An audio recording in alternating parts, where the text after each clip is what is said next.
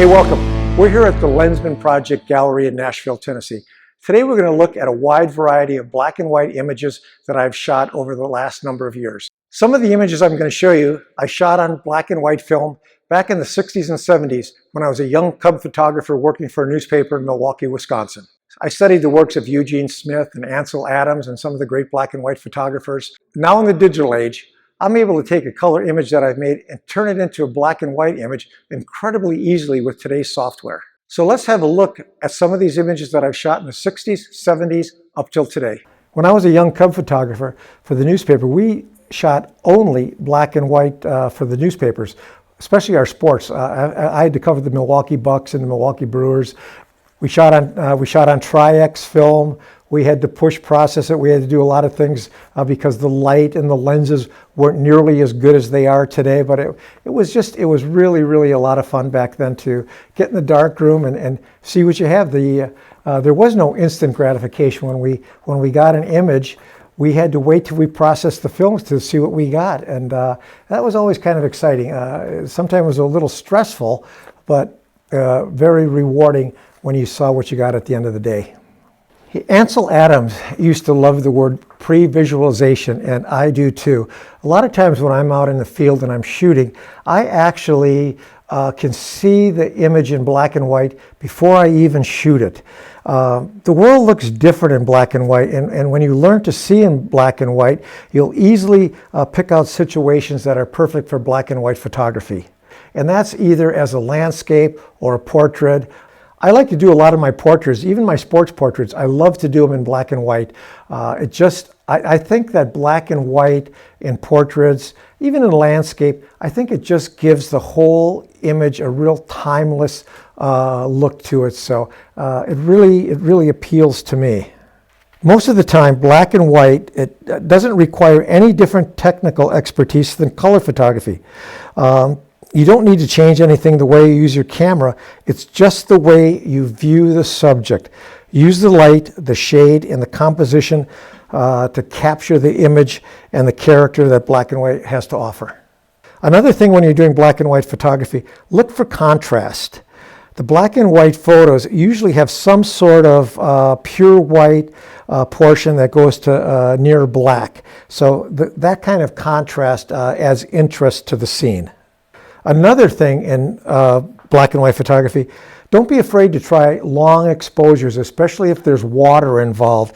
Bring out your 10-stop, 5-stop neutral density filter, and you're going to be amazed at the kind of effects that you're going to achieve on your images. When I was working in the newspaper business, I was a huge fan of Eugene Smith. And so I used to follow some of his techniques when he would dodge and burn on his images. In the newspaper business back in the day, we did a lot of that.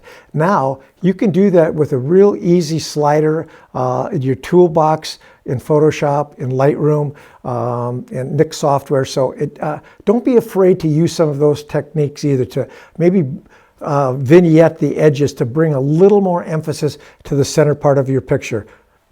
When I was a young photographer just coming up, I spent a tremendous amount of time in the darkroom. I was a darkroom junkie. Now, I'm pretty much a Photoshop junkie. I use Lightroom, I use Photoshop. I just can sit there for hours working on my images. It's something that I really enjoy, and I enjoy it as much now as I did years ago when I worked in the darkroom for hours on end.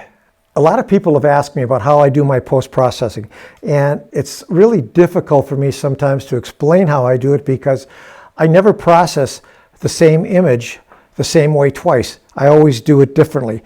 I do everything in Nik software in the Silver Effects Pro. It's a plugin. I just like it. It's the best one on the market, I feel, and it works for me.